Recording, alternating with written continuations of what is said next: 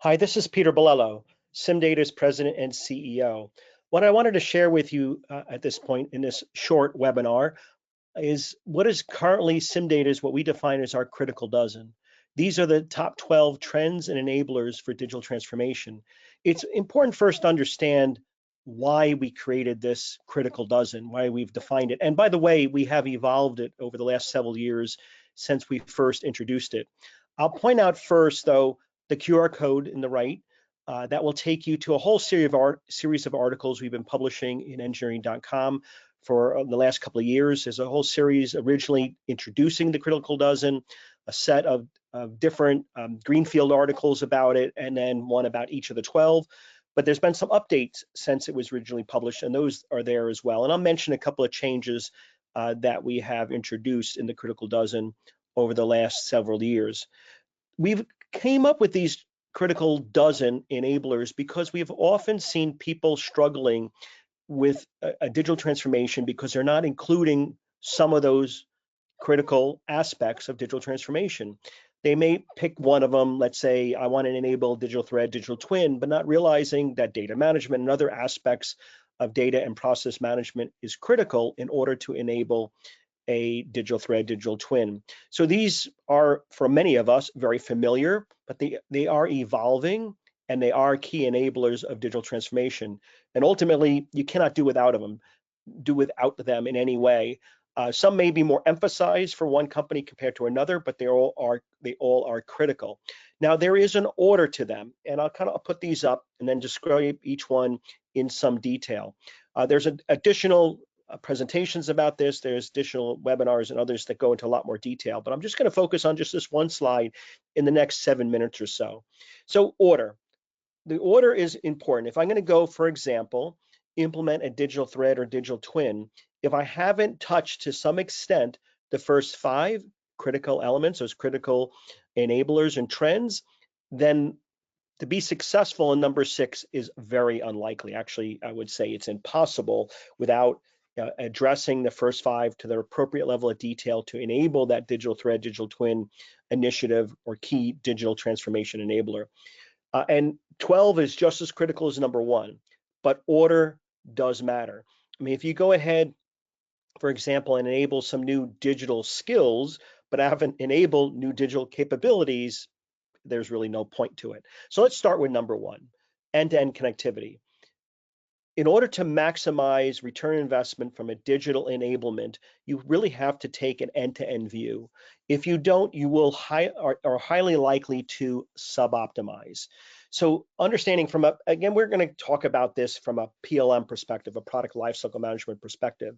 And ultimately, PLM is about getting right to market, right product to the right market, the right time, the right cost, and have it in market for the right period of time as well. So understanding the end-to-end value of that product and what the customer wants, what the industry wants, what's the systems of systems optimization really requires an approach that is end-to-end.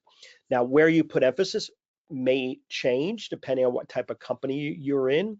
You may have some more emphasis on in-service support versus introduction to service, and for others it's more about introduction to service, and for many companies it's in between the two. So first I have to have that end-to-end connectivity in mind. Once I do that, I have to manage processes and data. Data is the core of any organization. At the end of the day, your products and services are a result of the data and the processes by which that data is created, managed, and used. To make sure that data and processes are correct for use and for execution, I have to put those things under configuration control, ensuring that the information is valid for use. So having change control, ownership, and other things around information and information structures are quite critical. So in order to then have the right types of structures, I have to have the concept and enable the concept of a bill of information. Bill of information is let's say a superset of information that describes your products, it could be processes as well, that then can be looked at with different views. So a simple way, think of this big structure of information. I have it under configuration control, I have the data and process management, and I have it from an end-to-end perspective maintained. But I want to be able to extract an engineering BOM, for example, or a service BOM, or a manufacturing BOM, or a bill of process. So bill of information is a superset, But then I may want to actually enhance that bill of information into much more, let's say, valuable structures or model-based structures, which allow me to do other important aspects or utilize that information for other aspects, such as simulation. So model-based enterprise type structures, model-based systems engineering structures, and so on are, again, specific structures of information that could come as part of a bill of information, which is under change control and so on. Once I have these structures or some form of structure, I can start having a digital thread. One of the core concepts around a digital thread is having information structures and then be able to extract those or have views of that become a digital twin, a virtual representation of the product and or service at any given point in time. Maybe very rich structures, which are model-based structures, which allow me again to simulate on that, propose a change in the virtual environment and be able to analyze it in the virtual environment before I make it the physical environment, but also have connectivity between the virtual environment and the digital environment. And this is where number 7 comes in. IoT, or Internet of Things, is connecting the physical to the virtual. So the digital space and around the PLM environment to the physical space. Could be IoT, out in the manufacturing floor, connecting manufacturing environment to my digital representation of that manufacturing environment, or it could be IoT, connecting my products in the field to my digital environment. Once I've done that, then I can take and create a product as a service, where the product, instead of selling let's just say bottling equipment, I actually get paid by every bottle that gets bottled. Now, I want to do that well, I have to have that product, that bottling equipment, performing up to specifications each and every time. And I want to be able to have a closed loop between the physical world of that bottling equipment and the digital world that describes how it's being maintained, how it's being operated, and what capabilities it has, both electronic capabilities, software capabilities, and hardware capabilities.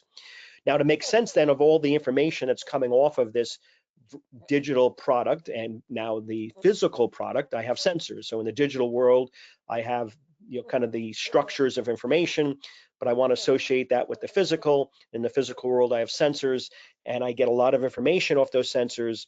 So ultimately, I have to make sense out of it. So data, big data, and analytics becomes very important to gain actionable insight into the information that the product is telling me. Out of the potentially terabytes of information, I want to make gain an understanding very quickly. This is where artificial intelligence kind of has its roots in PLM, but augmented intelligence, or ability to augment people's skills with information and insight, it's not just a big data issue, but it really could be anywhere along these critical dozen, where artificial intelligence provides augmented intelligence to the human. And from a PLM perspective, augmented intelligence is that application of AI or artificial intelligence in the different areas. It could be within digital thread, it could be within model-based structures, it could be with data and process management. It certainly is within big data and analytics, as an example. Now, all this is great and can provide a very successful digital transformation, but not maximizing the value without having the right level of data governance, the right ownership, the right processes in place, the right systems in place to make sure, or guarantee, I should say, or ensure that the data is always valid for use. And it's about processes, policies, procedures, solutions that support data governance from an end-to-end perspective. And last, as I said, is not least, but I can go ahead and change the way I look at information, the value of digital information, the value of these digital processes or digitally enabled processes, but without changing people's skills, reskilling them for use of information in new and better ways, I probably will still not achieve the benefits that are truly possible. So if I implement something, I have to train people on those capabilities. I have to get the organizational, the culture of the organization to change how it views things. But then I also usually have to enhance the skills of the employees as well.